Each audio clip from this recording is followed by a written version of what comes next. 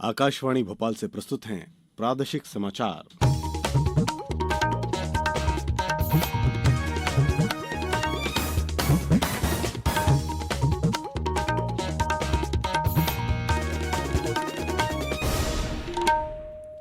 नमस्कार। समाचारों के साथ मैं शरद बाघेला। सबसे पहले इस बुलेटिन के मुख्य समाचार। लोकसभा चुनाव के 5वें चरण का मतदान कल 49 सीटों पर डाले जाएंगे वोट।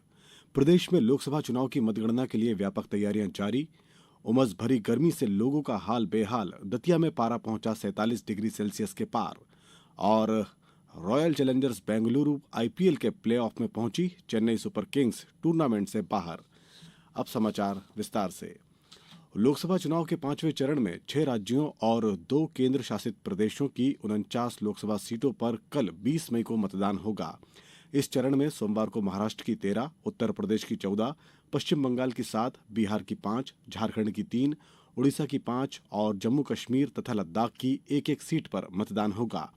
उड़ीसा के 35 विधानसभा क्षेत्रों में भी कल मतदान होगा।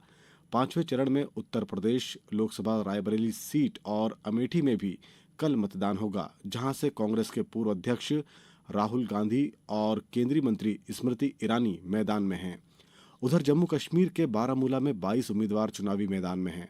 इस सीट से पूर्व मुख्यमंत्री उमर अब्दुल्ला भी चुनाव लड़ रहे हैं। इस बीच 6वें चरण का प्रचार भी तेज हो गया है। बीजेपी के वरिष्ठ नेता और प्रधानमंत्री नरेंद्र मोदी आज पश्चिम बंगाल में जनसभाओं को संबोधित करेंगे। श्री मोदी दोपहर करीब 12:30 बजे पुरुलिया लोकसभा क्षेत्र में पार्टी के लोकसभा उम्मीदवार के समर्थन में एक जनसभा को संबोधित करेंगे। बाद में श्री मोदी दोपहर में बांकुरा जिले के विष्णुपुर और मेदिनीपुर लोकसभा क्षेत्र के खड़गपुर में 2 अन्य जनसभाओं को संबोधित करेंगे। गृह मंत्री और भारतीय जनता पार्टी के वरिष्ठ नेता अमित शाह आज उत्तर प्रदेश में प्रयागराज और जौनपुर जिलों में चुनावी सभाएं करेंगे।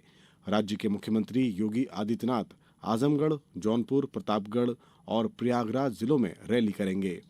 मध्य प्रदेश के मुख्यमंत्री डॉक्टर मोहन यादव उत्तर प्रदेश के गाजीपुर और बलिया में चुनाव प्रचार करेंगे।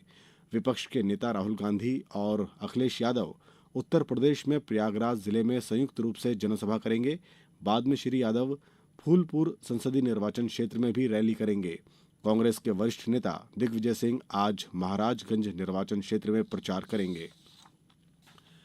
प्रदेश में सभी 29 लोकसभा सीटों पर 4 चरणों में मतदान के बाद अब 4 जून को होने वाली मतगणना की तैयारियां तेज हो गई हैं।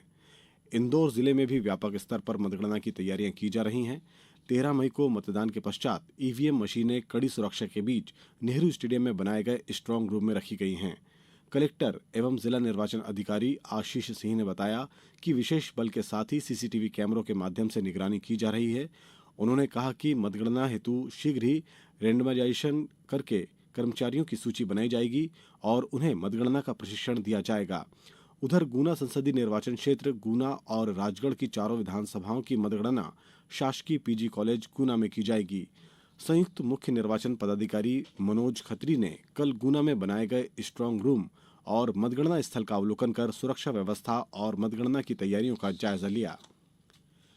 भोपाल स्थित गैस राहत चिकित्सालयों के लिए विशेषज्ञ कंसल्टेंट और चिकित्सा अधिकारियों की सेवाएं प्रतिनियुक्ति पर ली जाएंगी। संचालक गैस राहत और पुनर्वास ने बताया कि भोपाल गैस त्रासदी एवं पुनर्वास विभाग के अधीन 6 चिकित्सालयों और 9 औषधालयों में चिकित्सा सेवाओं के सुदृढ़ीकरण के लिए वरिष्ठ परामर्शी, कनिष्ठ परामर्शी, विशेषज्ञ और चिकित्सा अधिकारियों के रिक्त पदों पर 2 वर्षों की अवधि के लिए प्रतिनियुक्ति पर सेवाएं ली जाना है। उन्होंने बताया कि इच्छुक चिकित्सक विभागीय वेबसाइट www.bgtrrdmp.mpgov.in से आवेदन डाउनलोड कर पूर्ण जानकारी भरकर समक्ष में अथवा स्पीड पोस्ट के माध्यम से संचालनालय गैस राहत एवं पुनर्वास शिवाजीनगर भोपाल में 10 जून 2024 तक कार्यालयीन समय में जमा कर सकते हैं। बॉलीवुड अभिनेता धर्मेंद्र देओल को वर्ष 2022 के लिए प्रतिष्ठित सम्मान राष्ट्रीय किशोर कुमार सम्मान से नवाजा गया है। मध्य प्रदेश शासन ने उन्हें यह सम्मान सिनेमा के क्षेत्र में निर्देशन, अभिनय, पटकथा और गीत लेखन के लिए दिया है। कल धर्मेंद्र के मुंबई स्थित आवास पर राज्य संस्कृति विभाग के संचालक एनपी नामदेव ने यह सम्मान प्रदान किया। इस मौके पर धर्मेंद्र ने कहा कि मुझे किशोर कुमार जैसे महान व्यक्तित्व के नाम से स्थापित ये राष्ट्रीय सम्मान प्रदान किया गया, जिसके लिए मैं शुक्रगुजार हूं। उन्होंने कहा कि मुझसे पहले जिन कलाकारों को यह सम्मान दिया जा चुका है उनमें कुछ मेरे गुरु के समान हैं, कुछ सम्माननीय हैं और कुछ मेरे साथी भी हैं। आज उनकी सूची में स्वयं का नाम देखकर प्रसन्नता का ठिकाना नहीं है। गौरतलब है कि अब तक ये सम्मान 26 शख्सियतों को दिया जा चुका है। अब समाचारों में वक्त है एक ब्रेक का। ये समाचार आप आकाशवाणी भोपाल से सुन रहे हैं। हमारे समाचारों को अब आप कभी भी और कहीं भी अपनी सुविधा के अनुसार सुन सकते हैं। ये समाचार बुलेटिन YouTube, ट्विटर और फेसबुक पर AIR न्यूज भोपाल पेज पर भी सुने जा सकते हैं। इसके अलावा आप हमारी वेबसाइट newsonair.nic.in पर अथवा AIR न्यूज ऐप पर भी समाचार सुन सकते हैं। ब्रेक के बाद समाचारों में एक बार फिर आपका स्वागत है। अब बात करते हैं मौसम की। प्रदेश में इन दिनों कई शहरों में झुलसाने वाली गर्मी पड़ रही है। ग्वालियर चंबल संभाग सहित ज्यादातर क्षेत्रों में भीषण गर्मी पड़ रही है। कल दतिया सबसे गर्म रहा। यहां पारा 47.2 डिग्री सेल्सियस तक पहुंच गया। वहीं ग्वालियर भी लगातार तीसरे दिन खूब तपा। यहां दिन का तापमान रिकॉर्ड 45 डिग्री पर पहुंच गया, जो इस सीजन का सबसे अधिक है। ग्वालियर में पिछले साल गर्मी के सीजन में पारा 44.8 डिग्री से ज्यादा नहीं गया था। रतलाम, छतरपुर जिले का खजुराहो और नौगांव भी जमकर तपे। यहां पारा 44 डिग्री के पार रहा। शाजापुर और गुना में पारा 43 डिग्री से अधिक दर्ज किया गया। इंदौर से हमारे संवाददाता ने बताया कि जिले में पिछले 3 दिनों से उमस भरी गर्मी से लोगों का हाल बेहाल है। 2 दिन से दिन का तापमान 39 डिग्री से ज्यादा था। कल सीजन का सबसे ज्यादा तापमान 41.3 डिग्री सेल्सियस रिकॉर्ड किया गया। मौसम विभाग के अनुसार मध्य प्रदेश के पश्चिमी विक्षोभ सक्रिय होने से 1-2 दिन तापमान में मामूली उतार चढ़ाव रहेगा। इस दौरान दोपहर बाद बादलों के छाने के साथ कहीं कहीं बूंदाबांदी या हल्की बारिश हो सकती है।